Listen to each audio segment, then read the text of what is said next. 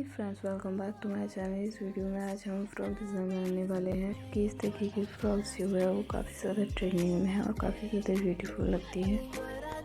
अगर आपको इस तरीके की फ्रॉक डिज़ाइन बनाना सीखना है तो प्लीज़ वीडियो को फुल वॉच कीजिएगा। अगर कोई हमारे चैनल पर नया है तो प्लीज़ चैनल को सब्सक्राइब ज़रूर कर लीजिएगा एंड वीडियो अच्छी लगे तो लाइक एंड शेयर ज़रूर कीजिएगा।